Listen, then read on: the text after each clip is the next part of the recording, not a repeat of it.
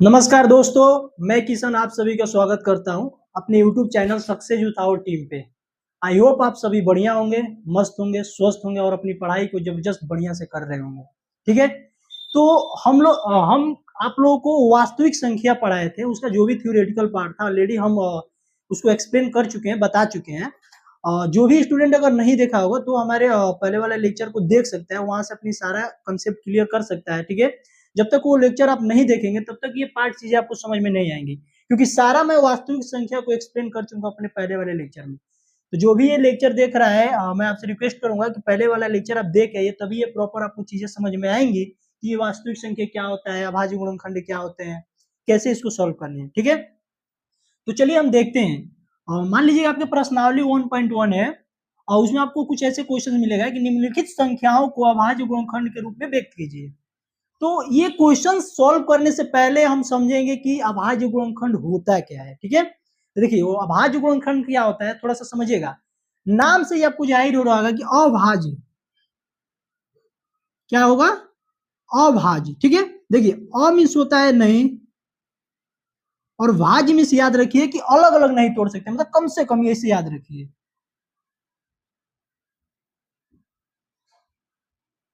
अलग अलग नहीं कर सकते। देखिए वैसे तो भाज्य मिस होता नहीं है कि अलग अलग नहीं कर सकते, भाज्य मिस होता है कि कर ना जाए, बट थोड़ा हम लोग टेक्निकली वर्ड हम अपना यूज करके पढ़ेंगे ताकि हम लोग लॉन्ग टाइम तक अपने माइंड में स्टोर कर सके कि अभाज्य गुणनखंड होता क्या है। तो जैसे मान लीजिए कि एक नंबर मैं लेता हूं 6, ठीक है, और मैं बोलूं आपसे कि 6 का अभाज्य गुणनखंड बताइए, तो मैं आपको भी बताया कि अमिस होता है नहीं और अलग अलग नहीं कर सकते। मतलब कि क्या होगा, देखिए 6 को ऐसे हम 2-3 पार्टों में डिवाइड कर दीजिए कि उससे कम नहीं अब तोड़ा जा सके। तो आप बोलेंगे सर कि अगर हमें 6 को डिवाइड करना होगा तो हम लिखेंगे 2 इंटू 3। अब देखिए ना ही हम 2 को अलग कर सकते हैं इससे कम में, ना ही हम 3 को अलग कर सकते हैं। ठीक है, तो ये मान लीजिए कि एक छोटा नंबर था, तो आप सोच सकते थे कि अगर 6 को अलग अलग करना है तो आप क्या करेंगे कि 2 इंटू 3 लिख देंगे। ठीक है, बट मान लीजिए कि कोई एक बड़ा नंबर आ जाए तो कैसे आप सोचेंगे, बड़ा नंबर आएगा तो आप सोच भी नहीं पाएंगे क्योंकि उतना टेबल आपको भी याद नहीं रहता है, कैसे सोचेंगे। तो देखिए उसके लिए एक फॉर्मेट होता है। ठीक है, कैसे हम उसको सॉल्व करते हैं, कैसे अभाज्य गुणनखंड में अलग अलग चीजों को तोड़ते हैं, ध्यान दीजिएगा। जैसे मान लीजिए कि यहाँ पे एक क्वेश्चन से हमें क्वेश्चन दिया है 140 और इसको अभाज्य गुणनखंड में तोड़ना है, तो हम आपको पता होगा कि हम कैसे लॉसन निकालते हैं। तो कैसे लॉसन निकालते हैं, तो इसको ऐसे तोड़ते चले जाते हैं। अगर 2 से डिवाइड करेंगे तो 70 बार में जाएगा, फिर 2 से डिवाइड करेंगे 35, उसके बाद देखिए अब 3 से तो कटेगा नहीं, ठीक है, तो 5 से ले जाते हैं, तो 5 7 जा, उसके बाद 7 से एक बार में। अब आप यहाँ पे देख रहे होंगे कि हम 140 को ऐसे छोटे छोटे पार्टों में तोड़ दिए, इसे अब कम नहीं तोड़ सकते हैं। तो अगर हमें लिखना होगा कि 140 का अभाज्य गुणनखंड क्या होगा, तो हम इसको ऐसे कुछ लिख सकते हैं।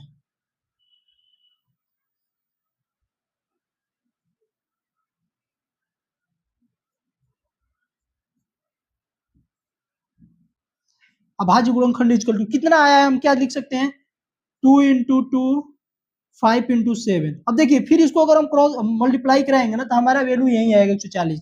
दो दूनी के 4, 4 पच्चे 20, 20 से 140, 140 आया। तो अब हमें इसको मान लीजिए कि इतना भी आप छोड़ सकते हैं, बट क्या होता है कि यहाँ पे अगर 2 इंटू 2 लिखा है ना तो हम क्या करेंगे, 2 के पावर 2 कर देंगे, देन उसके बाद एज इट इज कॉपी वैसे ही कर देंगे। तो ये हमारा हो गया कि ये हमारा होता है अभाज्य गुणनखंड। ठीक है, अगर मान लीजिए 140 का अभाज्य गुणनखंड अगर हमें फाइंड आउट करना है तो हम कैसे करेंगे, ये एलसीएम जैसे हम निकालते हैं, जो लसन निकालते हैं वही फॉर्मेट रहता है, और जो भी यहाँ पे आया कम से कम जो भी वैल्यू आई हम उसको क्या करते हैं, एज इट इज से ही लिख देते हैं। ठीक है, चलिए अब दूसरा क्वेश्चन थोड़ा देखते हैं हम। मान लीजिए सेकंड क्वेश्चन है 3825 का अभाज्य गुणनखंड में निकालना है। ठीक है, सिमिलर फिर वही हम काम करेंगे। देखिए ये 2 से नहीं डिवाइड होगा। ठीक है, सबसे पहले तो अभाज्य गुणनखंड निकालने से पहले ना मैं आप लोगों को बताऊंगा कि थोड़ा विभाज्यता नियम देख लीजिएगा, ताकि आपको इजीली देख के पता कर सके कि हाँ ये नंबर कितने से डायरेक्टली डिवाइड होगा, 2 से होगा कि नहीं होगा, 3 से होगा कि नहीं होगा। ठीक है, तो मैं क्या करूंगा कि इस लेक्चर के बाद ना आप लोगों को मतलब शॉर्ट्स फॉर्मेट में, शॉर्ट्स वीडियो में मैं थोड़ा क्या करूंगा कि विभाज्यता के नियम आप लोगों को अपलोड कर दूंगा। वो वीडियो एक बार देख लीजिए ताकि आपको इजीली पता कर सके आप कि ये नंबर कितने से, देख के आपको पता चल सके कि ये नंबर कितने से डिवाइड होगा। ठीक है। जैसे मैं देखिए ये 2 से डिवाइड नहीं होगा, ये डायरेक्टली किससे डिवाइड होगा तो 3 से, ठीक है। अब कैसे पता चल रहा है कि 3 से, देखिए ये सारे नंबरों को हम ऐड करते हैं, 5 2 7, 7 8 15, 15 3 18। अगर ये संख्या 18, ये 18 3 से कटता है, इट्स मींस ये संख्या क्या होगा, 3 से कटेगा। तो हम इसको क्या करेंगे, 3 से डिवाइड करेंगे। 3 1 जा 3 हो जाएगा आपका, 3 2 जा 6, 2 बचेगा, 3 7 21, 3 5 15। फिर देखिए 3 से कटेगा कि नहीं कटेगा, तो देखिए उसी तरह से 7 5 12, 12 2 14 1 15, ये भी क्या होगा 3 से कटेगा, क्योंकि ये 15 आ रहा है, 15 3 से कटता है। देखिए 3 से इसको भी काटिए, 3 चौके 12, 3 दूनी के 6, 3 5 15। अब यहाँ पे चेक कीजिए कि 3 से कटेगा कि नहीं कटेगा। देखिए 4 2 6, 6 5 11, 11 जो होता है 3 से नहीं कटता है, ठीक है। तो ये अब संख्या 3 से नहीं कटेगी। अब देखिए ये संख्या किससे कटेगी, क्या 3 के बाद 4 से कटेगी, 4 से भी नहीं कटेगी। 5 से ट्राई करते हैं, देखिए 5 से कटेगी, 5 8 40, 5 5 25। फिर 5 से कटेगी कितने बार में, 17 बार में, और 17 से कटेगा एक बार में। तो यदि हमें लिखना है कि 3825 का अभाज्य गुणनखंड क्या होगा, तो आप लोग लिख सकते हैं अभाज्य गुणनखंड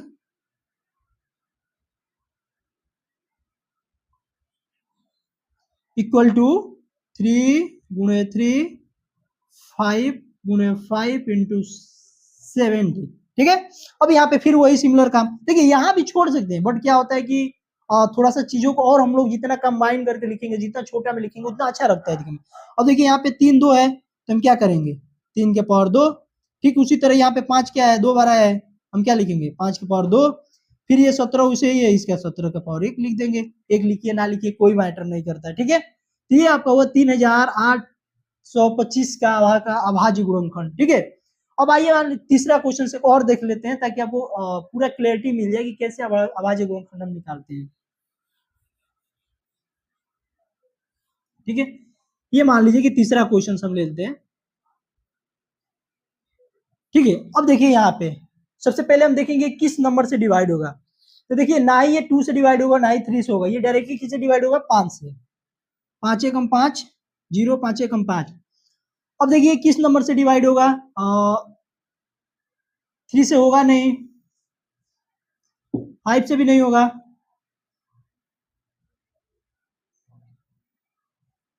11 से, 7 से, देखिए 7 से, 7 एकम 7, 3 बचेगा, 28, 70 के 21, ठीक है।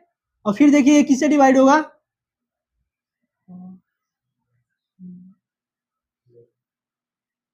11 से।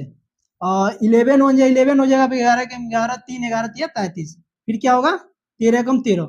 अब देखिए ये यहाँ से देखिए ये संख्या को हम लोग ना डायरेक्टली याद भी कर सकते हैं, क्योंकि ये आपको क्या होगा कि कभी कभी गवर्नमेंट एग्जाम में यहाँ से क्वेश्चन डायरेक्टली पूछ लेता है। जैसे ये हम यहाँ से किए ना 1001, इसको क्या होता है कि डायरेक्टली क्वेश्चन पूछ लेता है ना कि ये किस संख्या से डिवाइड होगा, ठीक है।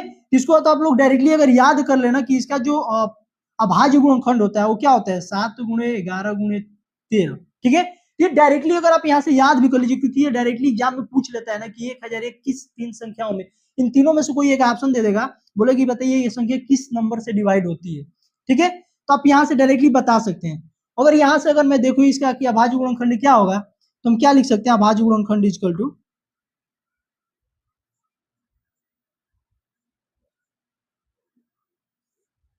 लिख सकते हैं 5 गुणे 7 गुणे 11 गुणे 13। अब देखिए यहाँ पे तो कोई दो नहीं दिया नहीं है कि हम उसके पावर में 2 रखें, तो हम इसको यहाँ पे एजिटी से छोड़ सकते हैं, ठीक है।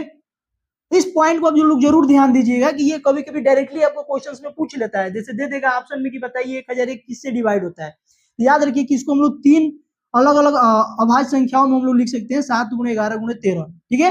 ये डायरेक्टली इतना आपको कभी कभी पूछ लेता है। चलिए आगे अब ये देखते हैं, आपके दूसरा क्वेश्चन आपके बुक्स में दिया होगा कुछ इस प्रकार की, जांच कीजिए कि दो संख्याओं का गुणनफल जो होता है वो क्या होता है, लसा गुणे मौसा के बराबर होता है। मतलब ये ऊपर वाली सेंटेंस का कहने का पर्पज ये है कि आपको शॉर्ट फॉर्म में बस ये दिखाना है कि मान लीजिए कोई दो संख्या है, पहली संख्या और दूसरी संख्या, ठीक है। जब हम उनका दोनों का मल्टीप्लाई कराते हैं और दोनों संख्याओं को जब हम लौसा और मौसा निकाले रहते हैं, तो दोनों संख्याओं का जो गुणनफल होता है उनके लौसा मौसा के क्या होता है, बराबर होता है।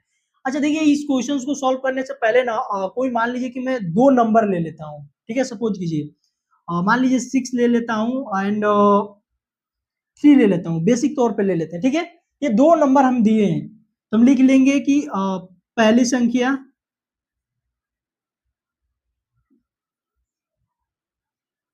इक्वल टू मान लीजिए 6 ले लेंगे, और दूसरी संख्या इक्वल टू मान लीजिए कि 3 ले लिए, ठीक है। और हमें दिखाना क्या है कि जो पहली संख्या गुणे दूसरी संख्या बराबर क्या होगा, लसा गुणे मौसा होता है। तो देखिए हमें 2 संख्या तो ऑलरेडी हमें पता है, ठीक है। अब हम इसका क्या करेंगे कि लौसा निकालेंगे और मौसा निकाल लेंगे। अब देखिए अगर मैं बोलूं कि 6 और 3 का लौसा कितना होगा, एलसीएम कितना होगा, तो आप बोलेंगे सर 6 होगा, ठीक है। लौसा तो आप लोगों को निकालने आता ही होगा, ठीक है। देन अगर मैं पूछूं कि 6 एंड 3 का मौसा कितना होगा HCF, तो आपका 6 एंड 3 का मौसा कितना हो जाएगा, तो आप बोलेंगे सर कि इसका कितना हो जाएगा, 3 हो जाएगा, ठीक है। HCF आप बोलेंगे कि ये 3 हो जाएगा। अब हमें प्रूव क्या करना है कि पहली संख्या गुणे दूसरी संख्या बराबर लसा गुणे मौसा। अब हम क्या करेंगे, इन सारी वैल्यू को यहाँ पे पुट करते हैं और सो हम कर देंगे कि हाँ पहली संख्या गुणे दूसरी संख्या बराबर क्या होता है, लसा गुणे मौसा होता है, ठीक है। अब देखिए पहली संख्या कितनी थी, 6, हम LHS में लेकर चल रहे हैं, 6 इंटू और दूसरी संख्या कितनी है, 3 है, 6 इंटू 3 हो गया, कितना आया, 18 आया। ये हम क्या लेकर चल रहे थे, LHS पार्ट लेकर चल रहे थे, ठीक है। अब हम चलेंगे RHS में। RHS में हमारा क्या है, लॉसा इंटू मौसा। लॉसा हमारा कितना निकल गया, एलसीएम 6, तो 6, और उसी तरह HCF कितना निकल गया है, 3। देखिए ये भी कितना आया, 18, यहाँ पे लिख देंगे RHS, ये हमारा है। अब देखिए आप ध्यान दे रहे होंगे कि जब हम पहली संख्या गुणे दूसरी संख्या कराए तो हमारा 18 आया, फिर उसके बाद जब हम लौसा गुणे मौसा भी करा रहे हैं तो हमारा कितना आ रहा है, 18 आ रहा है। तो हम बोल सकते हैं कि हमारा क्या हुआ, हम लोग इसको बोल सकते हैं कि सिद्ध हुआ, सिद्ध हुआ कि पहली संख्या गुणे दूसरी संख्या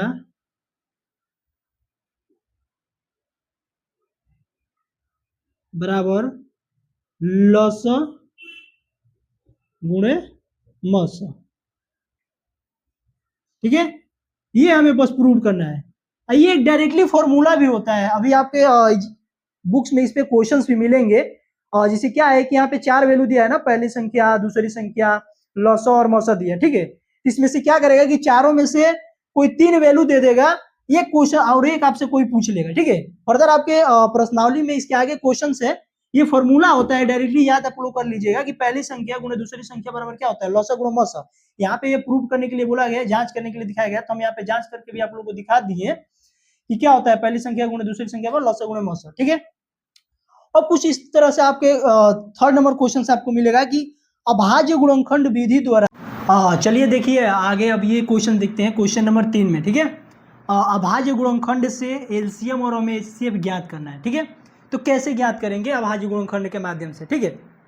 देखिए पहला क्वेश्चन आपका दिया है, क्या दिया है, 12, 15 और 21 का हमें क्या करना है। सबसे पहले हम क्या करेंगे, इसका अभाज्य गुणनखंड निकालेंगे, ठीक है। अभाज्य गुणनखंड निकालने के बाद कैसे एलसीएम निकाला जाता है, कैसे एचसीएफ निकाला जाता है, आइए हम देखते हैं। अगर मैं आपसे बोलूं, चलिए यहाँ पे अलग अलग निकाल के देखते हैं कि 12 का जो अभाज्य गुणनखंड होगा क्या होगा।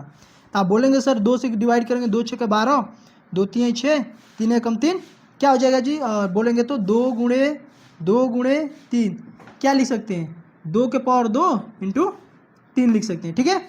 अब उसी तरह अब हम 15 का निकालते हैं, चलिए 15 का निकालेंगे तो 3 5 15, 5 एकम 5, तो 15 को हम क्या लिख देंगे, 3 गुणे 5।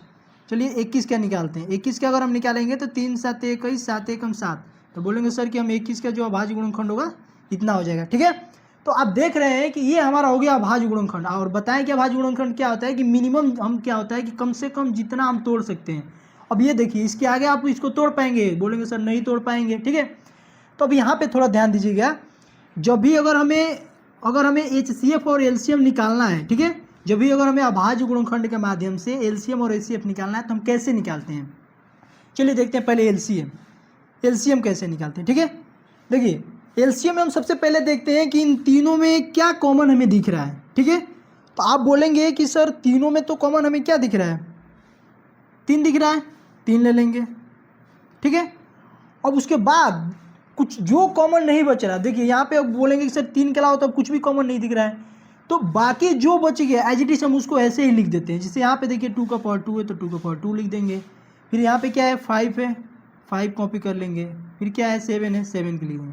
अब इसको मल्टीप्लाई कराइए, ये 2 का पावर कितना हो जाएगा 4 इंटू 5 इंटू 7, चलिए मल्टीप्लाई 3 चौके 12, 12 25 60, और 60 में 7 से अगर मल्टीप्लाई करेंगे तो कितना हो जाएगा 420। ठीक है, तो अगर पूछा जाए कि 12 21 और 12 15 और 21 का एलसीएम क्या होगा भाज्य गुणनखंड के माध्यम से, तो आप बता सकते हैं कि 420 आएगा। ठीक है, आप नॉर्मली कभी कभी क्या कीजिएगा, अगर मान लीजिए कि ये एग्जाम में क्वेश्चन आ गया और आपको लगता है कि नहीं मैं इस मेथड से क्वेश्चन अगर कर रहा हूँ मुझे गलती हो रहा है, ठीक है, तब क्या करेंगे कि इसको आप इस मेथड से तो आराम से इजीली निकाल सकते हैं, बचपन से पढ़ते हुए आए हैं। तो पहले यहाँ से आंसर निकाल के यहाँ से वेरीफाई कर सकते हैं कुछ इस तरह से, 2 6 के 12 15, ये आपका हो गया 21, 3 से निकालिए 3 दूनी 6, 3 5 15, 3 7 21। ठीक है, अब देखिए यहाँ पे 2 से फिर से 2 एकम 2 5 7, 5 से करेंगे 1 1 7, और यहाँ पे आप लिखेंगे 7 1 1 1। अब देखिए मल्टीप्लाई करें, 2 3 6, 6 दूनी 12, 12 25 60, 60 से कितना हो जाता है 420। देखिए ऐसे भी अगर आप निकालें तो हमारा एलसीएम कितना आया 420 आया। तो इस मेथड से निकाल के इस मेथड से आप अपने आंसर को क्या कर सकते हैं, वेरीफाई कर सकते हैं कि क्या मैं ये क्वेश्चन सॉल्व किया हूँ तो हमारा आंसर सही आया है कि नहीं आया है। ठीक है, तो ऐसे आप निकाल सकते हैं। अब जैसे देखिए सिमिलर ऐसे ही ये बी क्वेश्चन हम लोग देखते हैं इसको कैसे करना है। ठीक है, अब बी नंबर पे ध्यान दीजिएगा, बी वाला क्वेश्चन बोला है क्या क्या नंबर दिया हमें, 17 दिया है, 23 दिया है और 29 दिया है। अब इस नंबर को देख के बता सकते हैं कि सर ये तो एज इट इज हम इसको अलग तोड़ ही नहीं सकते, क्योंकि ये तो खुद ही अपने आप में एक अभाज्य संख्या है। तो जब अभाज्य संख्या है तो हम इसको क्या लिख सकते हैं, डायरेक्टली लिख देंगे कि 17 खुद अपने आप में अभाज्य संख्या है तो 17 हो जाएगा। 23 का अभाज्य गुणनखंड क्या हो जाएगा, 23 खुद अपने आप में अभाज्य संख्या है तो 23 का 23 ही हो जाएगा। ठीक है, और 29 का क्या हो जाएगा, 29 का 29 हो जाएगा। अब मान लीजिए इसके साथ में अगर 1 लगा देते हैं तो कोई अंतर पड़ेगा, नहीं पड़ेगा, फिर वही आपका 17 हो जाएगा, 23 हो जाएगा, 29 हो जाएगा। ठीक है, और मान लीजिए कि इसका हमें क्या निकालना है, एलसीएम निकालना है। कि एलसीएम कैसे निकलेगा, तो एलसीएम हम आपको क्या बताएं कि सबसे पहले देखते हैं कि कॉमन क्या है। ठीक है, एलसीएम में देखिए देखेंगे कि तीनों में कॉमन क्या है, तो कॉमन में आप देखेंगे सर बोलेंगे कि सर इसमें तो कुछ भी हमें कॉमन नहीं दिख रहा है। तो जब हमें तीनों में कोई भी पार्ट अगर कॉमन नहीं दिखेगा, कोई भी नंबर कॉमन नहीं दिखेगा, तो जो बचा, बताया था ना कि कॉमन के देखने के बाद जो बचा उसको हम क्या करते हैं, सबको लिख देते हैं। तो लिख देंगे 17 गुणे 23 गुणे 29। ठीक है, और जब हम इसका मल्टीप्लाई कराएंगे तो कितना आ जाएगा 11,339। ठीक है, ये आपका हो जाएगा एलसीएम। ठीक, अब मान लीजिए कि हमें इसका एचसीएफ निकालना है। ठीक है, एचसीएफ क्या होगा, तो देखिए जब भी ऐसे नंबर का हमें एचसीएफ निकालना रहता है तो हम सबसे पहले देखते हैं कि तीनों में कॉमन क्या है। बस इसमें एचसीएफ में क्या होता है कि बस कॉमन पार्ट ही लिखते हैं, लेकिन एलसीएम में क्या होगा कि कॉमन पार्ट तो लिखेंगे ही लिखेंगे, उसके अलावा जो बच जाता है उसको भी हम इंक्लूड करते हैं। ठीक है, अब यहाँ पे एचसीएफ में क्या होगा कि बस ओनली कॉमन पार्ट। तो अब इसी में देखिए कि 17 23 और 29 में बोलूँगा कि क्या कॉमन है, तो आप बोलेंगे सर इसमें तो कुछ भी कॉमन नहीं है। तो जब कुछ भी कॉमन नहीं होता है तो हम क्या लिख सकते हैं कि हमारी संख्या 1 है, क्योंकि 1 तो सबसे डिवाइड होता है तो हम वही लिख देते हैं। ठीक है, ध्यान रखिएगा एचसीएफ कभी 0 नहीं होता है, इस बात को ध्यान रखिए। तो कभी भी हम क्या लिख सकते हैं, अगर कुछ भी कॉमन ना मिले तो हम क्या लिख देंगे कि हमारा एचसीएफ क्या होगा 1 होगा। अब जैसे देखिए इस क्वेश्चन में हम लोग एचसीएफ निकालना थोड़ा भूल गए थे, स्किप हो गया था, तो मैं फिर से एक बार इस क्वेश्चन को बता देता हूँ। ठीक है, ध्यान दीजिएगा। और मान लीजिए कि इसमें हम लोग एलसीएम निकाल चुके थे, 12 15 और 21 का हम लोग क्या किए थे कि एलसीएम निकाल चुके थे। इसका हम फिर से बताते हैं, एक बार ध्यान दीजिएगा। मान लीजिए आप बोले कि 12 को अगर हम अलग अलग किए थे तो कैसे किए थे, 2 6 के 12, 2 3 6, 3 1 3। आप बोले थे ना कि 2 के पावर 2 लिख सकते हैं इंटू 3 लिख सकते हैं। ठीक है, और उसी तरह 15 का अगर हम लोग किए थे तो 3 5 15, 5 1 5, इसको क्या लिख सकते हैं 3 गुणे 5। 21 के लिए अगर हम अलग अलग डिवाइड करेंगे तो 3 7 21, 7 1 7, इसको हम लिख सकते हैं 3 गुणे 7। ठीक है, अब ध्यान दीजिएगा, इसको फिर से हम बताते हैं क्योंकि इसमें हम थोड़ा सा स्किप हो गया था इसका एचसीएफ बताना आप लोगों को। तो यहाँ से हम आपको बताएं कि सबसे पहले हम एलसीएम निकालते हैं। तो जब भी अगर हम एलसीएम निकालेंगे तो हम आपको बताएं कि सबसे पहले तीनों में देखेंगे कि क्या कॉमन है, तो आप बोलेंगे सर 3 कॉमन है, चलिए 3 कॉमन लिख दिए। फिर उसके बाद जो पार्ट बच जाता है एज इट इज हम उसको भी इसमें इंक्लूड करते हैं, बोलेंगे सर 2 के पावर 3 इंटू 5 इंटू 7। अब देखिए मल्टीप्लाई करा लीजिए तो 3 यहाँ से मिलेगा 4, यहाँ से 5 गुणे 7, 3 चौके 12, 12 5 60 और 60 7 कितना हो जाएगा 420। तो बोलेंगे सर कि अगर इसका हम निकालेंगे तो हमारा एलसीएम कितना आएगा 420 आएगा। अब देखिए यहाँ पे एचसीएफ हमारा छूट गया था कि एचसीएफ कैसे ज्ञात करते हैं, ठीक है। अब एचसीएफ में क्या होता है कि आपको पता है कि एचसीएफ में बस हम कॉमन पार्ट को लेते हैं, जो हमारा पार्ट कॉमन होता है बस उसी को लेते हैं। अच्छा ये बताइए तीनों में कौन सा कॉमन पार्ट है, यहाँ भी 3 है, यहाँ भी 3 है, यहाँ भी 3 है, तो एचसीएफ इक्वल टू हमारा क्या हो जाएगा 3 हो जाएगा। जो कॉमन पार्ट है बस हम उसी को लिखते हैं, ठीक है। आई होप इसमें आपको कुछ टॉपिक में इसमें डाउट नहीं होगा, ठीक है। अब ये फर्दर 4 नंबर क्वेश्चन को देखते हैं, ठीक है। तो 4 नंबर क्वेश्चन को देखने से पहले मैं इसके पहले जस्ट एक फार्मूला बताया था कि ये फार्मूला आप लोगों को याद होना चाहिए कि पहली संख्या गुणे दूसरी संख्या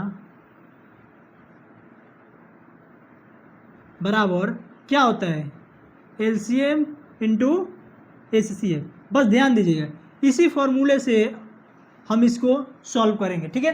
क्या दिया है देखिए, HCF bracket of 306, 657 equal to 9 दिया है। एलसीएम ऑफ 306 657, इसका मतलब ये होगा कि 2 नंबर आपको दिया गया है, इसके एचसीएफ कितना दिया गया 9 दिया गया, और आपसे पूछ रहा है कि इन दोनों नंबरों का एलसीएम हमें ज्ञात कीजिए, ठीक है। तो देखिए 2 नंबर हमारे पास है ना, तो हम यहाँ पे लिख देंगे कि पहली संख्या बराबर कितना दिया है 306, ठीक है। यहाँ पे लिख लेंगे दूसरी संख्या बराबर कितना दिया है 657। कोई भी आप मान सकते हैं, किसी को भी पहली किसी को भी दूसरी मान सकते हैं, कोई सुनिए, ठीक है, मान सकते हैं। अब हमें क्या दिया है कि यहाँ पे देखिए, अब पहले ही आपको बताया था कि यहाँ पे 4 हमें वैल्यू दिया गया है, 1 2 3 4, और 4 में से कोई 3 देगा, एक हमें ज्ञात करना रहेगा। वहाँ पे भी यही देखिए, यहाँ पे 2 संख्या दे दिया गया है 306 657, और हमें क्या दिया गया है एचसीएफ ज्ञात किया है। तो यहाँ हम लिख लेंगे कि एचसीएफ इक्वल टू हमें क्या है 9 दिया गया है। पूछ क्या रहा है हमसे, एलसीएम ज्ञात करना है। अब इसी फॉर्मूला में हम क्या करेंगे, रख देंगे वैल्यू, रखिए पहली संख्या कितनी है 306 रख देंगे, दूसरी संख्या कितनी है 657 रख देंगे, ठीक है। इक्वल टू क्या होता है एलसीएम, हमें एलसीएम ही तो ज्ञात करना है। मान लेंगे एलसीएम क्या होगा दोनों का 100 होगा, ठीक है। और एचसीएफ इक्वल टू कितना दिया है तो 9 दिया है। अगर मैं आपसे बोलूँ यहाँ पे क्या होगा, ये इधर गुणा में है तो इधर है तो भाग देगा, एक्स इक्वल टू कितना हो जाएगा 306 गुणे 657 बटे में कितना हो जाएगा 9। चलिए कैंसिल कीजिए, बोलेंगे 29 27 कितना बचेगा 3 9 चौके 36। अब देखिए 34 गुणे अगर 657 करेंगे तो 22,338 आएगा, आप मल्टीप्लाई करा सकते हैं, ठीक है। तो इस फॉर्मूला का यूज कैसे हुआ आप लोगों को समझ में आया, आई होप आपको समझ में आया होगा, ठीक है। ये फॉर्मूला पे ऐसे ही क्वेश्चन पुटअप किया जाता है, कुछ भी दे देगा आपको। मान लीजिए अभी एक क्वेश्चन आपको बना देता हूँ, मान लीजिए यहाँ पे हमें क्या ज्ञात करना था एलसीएम ज्ञात करना था, ठीक है। एक और क्वेश्चन ले लेते हैं इसी पे। मान लीजिए कोई 2 नंबर है, मान लीजिए कि 2 नंबर है, मान लीजिए हम n1 इक्वल टू ले लेते हैं 48, ठीक है, और n2 इक्वल टू ले लेते हैं सपोज कीजिए कि 24, ठीक है। और हमें मान लीजिए कि एचसीएफ एलसीएम मान लीजिए, यहाँ से हम लिख देंगे कि एलसीएम इक्वल टू मान लीजिए कि हमारा 48 हो जाएगा, ठीक है। और पूछेगा कि बताइए एचसीएफ इक्वल टू क्या होगा, एचसीएफ इक्वल टू व्हाट। तो हम क्या करेंगे इसी फॉर्मूला में रख देंगे, पहली संख्या गुणो दूसरी संख्या वाला लसा गुणो मौसा। अब देखिए पहली संख्या कितनी है 48, दूसरी संख्या 24 इक्वल टू क्या हो जाएगा लौसा गुणे मौसा। लौसा कितना है जी 48, मौसा मान लीजिए कि 100 होगा, इधर लेके चले आइए।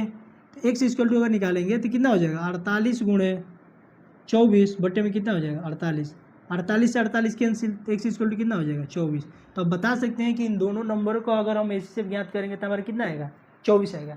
तो समझ में आया है, आई होप कि आपको समझ में आया होगा कि इस फॉर्मूला से हम कैसे क्वेश्चन को सॉल्व करते हैं, ठीक है। अब चलिए इसके आगे बढ़ते हैं। 5 नंबर क्वेश्चन में आपको ऐसे कुछ दिया गया है, क्वेश्चन आप अपने बुक में देखेंगे। जांच कीजिए कि किसी प्राकृतिक संख्या n के लिए 6 के पावर n अंक 0 पे समाप्त होगी कि नहीं, ठीक है। अब हमें इसको देखना है। बस देखिए इस क्वेश्चन का कहने का मतलब ये है कि मान लीजिए कि कुछ ऐसे हमें एक नंबर दिया है 6 के पावर n, और n की वैल्यू कोई ऐसे पुट करें तो हमारा ये जो नंबर है वो 0 पे एंड होना चाहिए। होगा कि नहीं होगा हमें यही बताना है, ठीक है। अब ध्यान दीजिएगा थोड़ा, रूल कहता है ये है कि अगर कोई भी संख्या यदि अगर 0 पे वो ख़त्म होगी तो उसमें क्या होना चाहिए कि 2 और 5 का पेयर होना चाहिए, ठीक है। अगर जैसे मैं एक बात बताता हूँ, मान लीजिए कि कोई एक नंबर 10 है, ठीक है, और ये 10 जीरो पे खत्म हो रही है, तो अगर हम 10 को अलग अलग डिवाइड करेंगे तो आप बोलेंगे सर कि हम इसको 2 गुणे 5 लिख सकते हैं। ठीक है, कैसे पता चला है? अगर कोई भी नंबर अगर जीरो पे खत्म होती है तो उसका जो अभाज्य गुणनखंड होगा ना, वो क्या होना चाहिए? 2 और 5 के फॉर्मेट में होना चाहिए। जैसे मैं अगर मैं अभी 20 को भी बोल दूं, 20 उठा लीजिए, 20 भी संख्या क्या होती है? जीरो पे खत्म हो रही है। तो अगर हम 20 को भी अगर हम अलग अलग तोड़ेंगे तो हम क्या लिख सकते हैं? पहले सबसे पहले यहाँ पे लिख देंगे 2 का स्क्वायर, ठीक है, और इंटू 5। अब ध्यान दीजिए, यहाँ अभी 2 और 5 के पेयर हमें मिल रहा है। तो अगर कोई भी संख्या अगर जीरो पे खत्म होगी तो उसमें 2 और 5 के पेयर मिलना जरूरी है। अगर उसमें 2 और 5 के पेयर नहीं मिल रहा है तो हम बोलेंगे कि वो संख्या क्या होगी? जीरो पे कभी भी खत्म नहीं होगी।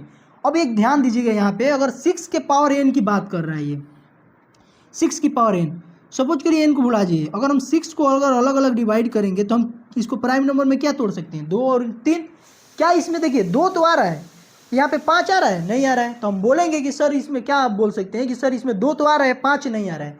तो हम अब क्या बोल सकते हैं कि सर ये जो नंबर है एन की वैल्यू हम चाहे जो भी पुट कर लें, कोई भी नेचुरल नंबर पुट कर ले, ये कभी भी क्या होगी कि जीरो पिंड नहीं होगी। ठीक है, क्योंकि जीरो पे इंड होने के लिए कोई भी नंबर, अगर वो कोई भी नंबर अगर जीरो पे इंड होगी, जीरो पे खत्म होगा, तो उसमें 2 और 5 के पेयर मिलना जरूरी है। अगर किसी नंबर में 2 और 5 के पेयर नहीं मिल रहा है तो आप बोलेंगे ये नंबर कभी भी जीरो पे खत्म नहीं होगी। तो हम इसको क्या बोल सकते हैं कि 6 के पावर n का जो अंक है वो जीरो पे कभी भी खत्म नहीं होगा। अगर चलिए इस लैंग्वेज में अगर समझ में अगर नहीं आया है, ठीक है, एक और आपको फॉर्मेट बताते हैं। ठीक है, हमें संख्या क्या लेना है? 6 के पावर n लेना है। ठीक है, चलिए हम रखते हैं n is equal to 1 2 3 4 so under डट, ऐसे ही वैल्यू रखते चले जाएंगे। ठीक है, ध्यान दीजिएगा 6 के पावर अब कितना भी कोई वैल्यू रख लीजिए वो 6 पे ही इंड होता है। ये 6 का क्या होता है? खुद का अपना नेचर होता है कि 6 का कितना भी पावर कर लीजिए वो 6 पे ही इंड होता है। देखिए यहाँ पे ध्यान दीजिए, अगर मान लीजिए कि हम n इजकल टू 1 पुट कर रहे हैं तो 6 के पावर 1 हो जाएगा, इजकल टू देखिए 6 ही आ रहा है, 6 पे इंड हो रहा है। और फिर हम n इजकल टू मान लीजिए 2 रख लेते हैं तो क्या हो जाएगा? 6 के पावर 2, बोलेंगे 6 के पावर 2 सर 36 होता है। देखिए फिर 6 पे खत्म हो रहा है। अब मान लीजिए कि n इजकल टू 3 रख लीजिए, और मान लीजिए कि 6 के पावर 3 रखेंगे तो आपका कितना हो जाता है? 216। ठीक है, तो यहाँ भी अगर ध्यान देंगे 216, तो देखिए फिर 6 पे इंड हो रहा है। अब देखिए so on dot dot dot dot dot dot dot dot dot, अगर हम 6 के पावर अगर n भी अगर पुट करेंगे तो लास्ट में ये क्या होगा?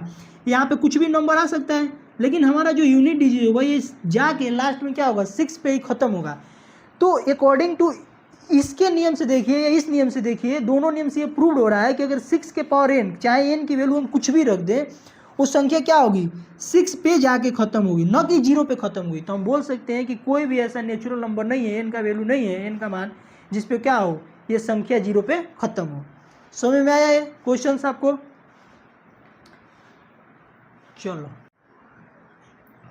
चलिए देखते हैं इस क्वेश्चन को, कुछ देखते हैं कि इस क्वेश्चन को कैसे सॉल्व करना है। ठीक है, क्योंकि अभी तक हम लोग जो भी प्रश्नावली 1.1 में देखे थे सब मैथमेटिकल फॉर्मेट में देखे थे, कुछ ये अलग टाइप का क्वेश्चन है आपका। और ये क्वेश्चन बहुत इंपॉर्टेंट है और डबल एग्जाम के पर्पज से ये क्वेश्चन इंपॉर्टेंट है। आपके बोर्ड एग्जाम में जो इंपॉर्टेंट है, इंपॉर्टेंट तो है ही, बट अगर कोई भी अगर आगे चल के इंटरमीडिएट पास आउट कर लेते हैं, अगर कोई गवर्नमेंट जॉब के लिए प्रिपरेशन करते हैं, लाइक एसएससी हो गया या रेलवे हो गया, बैंकिंग हो गया, तो इस क्वेश्चन यहाँ से क्वेश्चन आता है। और ये क्वेश्चन पढ़ने के बाद ना समझ में नहीं आता ना कि इस क्वेश्चन में करना क्या है, ये किस चैप्टर से है। ठीक है, चलिए हम क्वेश्चन रीड करते हैं। बोला है कि किसी खेल के मैदान के चारों ओर एक वृत्ताकार पाथ है। ठीक है, वृत्ताकार पाथ कुछ इस तरह, ठीक है, ये रहा। और बोल रहा है कि इस मैदान के एक चक्कर लगाने में सोनिया नाम की एक लड़की है जिसको 18 मिनट लगते हैं, और रवि नाम का एक लड़का है जिसको 12 मिनट लगते हैं। और यहाँ पे थोड़ा ध्यान दीजिएगा, यहाँ से क्वेश्चन को रीड कीजिएगा। बोला है कि मान लीजिए वो दोनों एक ही स्थान से एक ही दिशा में दौड़ना चालू करते हैं। ठीक है, कुछ इस तरह मान लीजिए कि ये हमारा कोई पॉइंट है और यहीं से किसी एक डायरेक्शन में, या तो इधर और या तो इधर, कोई किसी एक ही डायरेक्शन में वो दौड़ रहे हैं, दोनों एक ही जगह से एक ही डायरेक्शन में दौड़ रहे हैं। तो हम मान लेंगे कि वो क्या करेंगे, यहाँ से दौड़ना चालू करेंगे और इस डायरेक्शन में जाएंगे। ठीक है, मान लीजिए दो लड़के हैं, सोनिया और रवि है। सोनिया को 18 मिनट लग रहा है एक राउंड कंप्लीट करने में, ठीक है, और रवि को कितना लग रहा है? 12 मिनट। तो ये पूछ रहा है, क्वेश्चन में क्या पूछ रहा है कि वो पुनः दोबारा कब मिलेंगे। मान लीजिए यहाँ से दौड़ना चालू कर रहे हैं, वो कितने मिनट के बाद फिर दोबारा यहाँ पे मिलेंगे। मान लीजिए कभी ना कभी तो यहाँ पे मिलेंगे ही मिलेंगे, ऐसा तो नहीं है कि नहीं मिलेंगे। अरे ठीक है, एक का किसी का चाल ज्यादा होगा, एक का कम होगा, लेकिन कुछ टाइम के बाद एक सा तो टाइम आएगा जिसपे दोनों क्या करेंगे, एक फिक्स पॉइंट पे फिर से आकर वहीं पे मिलेंगे। अब इसके लिए आंसर निकालना रहता है तो हम कैसे निकालते हैं, तो ध्यान दीजिएगा। यहाँ पे आप लिखेंगे कि सोनिया को कितना टाइम लग रहा है, आप बोलेंगे सर 18 मिनट लग रहा है एक राउंड कंप्लीट करने में। रवि को कितना टाइम लग रहा है एक राउंड कंप्लीट करने में, तो बोलेंगे कि 12 मिनट लग रहा है। अगर ये बोला पूछे कि ये पुनः फिर कितने बजे मिलेंगे, कितने टाइम के बाद मिलेंगे, तो अगर ये इनका पुनः मिलने का जो समय होगा, जो पुनः मिलने का समय होगा वो कैसे ज्ञात करते हैं, देखिए कुछ नहीं करना है, हम क्या करेंगे दोनों का एलसीएम निकाल देंगे। जैसे कि 18 और 12 के क्या करेंगे एलसीएम निकाल देंगे, और आपको पता है 18 और 12 का एलसीएम कितना होगा, तो आप बोलेंगे 18 और 12 का एलसीएम कितना हो जाएगा 36 और मिनट। ठीक है, ये आपका हो गया आंसर। ठीक है, अब थोड़ा सा समझते हैं कि क्या प्रैक्टिकली थोड़ा देखते हैं कि क्या 36 मिनट के बाद दोनों आगे पुनः एक बार में मिलते हैं। तो अब ध्यान दीजिएगा, हम मान लीजिए कि सोनिया को यहां से दौड़ा रहे हैं, ठीक है 36 मिनट, अगर 18 मिनट में सोनिया अगर एक राउंड कंप्लीट कर रही है तो बोलेंगे आप कि 36 मिनट में कितने राउंड कंप्लीट करेंगी, तो आप बोलेंगे कि सर सोनिया क्या करेगी कि 2 राउंड वो 36 मिनट में कंप्लीट कर लेगी। ठीक है, और यहाँ पे आकर रुक गई। अब उसी तरह ध्यान दीजिएगा कि रवि क्या कर रहा है कि 12 मिनट में एक राउंड कंप्लीट कर रहा है, तो अगर बोला जाए कि 36 मिनट में कितने राउंड कंप्लीट करेगा, तो आप बोलेंगे सर कि अगर 12 मिनट में एक राउंड कंप्लीट कर रहा है तो 36 मिनट में वो क्या करेगा 3 राउंड अपना कंप्लीट कर लेगा। तो इस क्वेश्चन को समझ में क्या आ रहा है कि वो दोनों फिर यहाँ पे कितने मिनट के बाद मिल रहे हैं 36 मिनट के बाद। हाँ, वर्षक ये क्या करेगा कि कोई 2 राउंड मारा है कोई 3 राउंड मारा है, इससे मैटर नहीं करते वो कितने राउंड मारा है। क्वेश्चन में बस यही पूछ रहा था कि वो पुनः फिर कितने मिनट के बाद मिलेंगे, तो कितने के मिनट के बाद मिलेंगे, तो 36 मिनट के बाद। अब कुछ प्रैक्टिकली कैसे आपको हम बताएं, समझ में आया। मान लीजिए सोनिया दौड़ेगी और 2 राउंड दौड़ के आके यहाँ पे रुक गई। ठीक है, कितना मिनट लगा 2 राउंड दौड़ने में, तो 36 मिनट। और देखिए फिर 36 मिनट में ही रवि क्या कर रहा है कि 3 राउंड कंप्लीट कर रहा है। तो 36 मिनट में आफ्टर ऑल देखेंगे तो 36 मिनट के बाद क्या कर रहे हैं वो पुनः एक दूसरे से वापस आके मिल रहे हैं। इस क्वेश्चन को कैसे सॉल्व करना है आई होप कि आपको समझ में आ गया होगा। ठीक है, इस पे हम फर्दर क्या होगा कि ये कॉन्सेप्ट आपको क्लियर करने के लिए ना हम फर्दर अच्छा एक आध 2 क्वेश्चन और लेकर आएंगे, ताकि आपका ये जो कॉन्सेप्ट है क्लियर हो जाए। जैसे मान लीजिए बोलने लगे अपोजिट डायरेक्शन में, ठीक है अपोजिट डायरेक्शन में अगर वो रनिंग करेंगे तो कितने मिनट के बाद मिलेंगे। तो इस कंसेप्ट को क्लियर करने के लिए हम फर्दर एक वीडियो लेकर आएंगे जिसमें आप क्या करेंगे कि सारे कंसेप्ट को क्लियर करेंगे। ठीक है।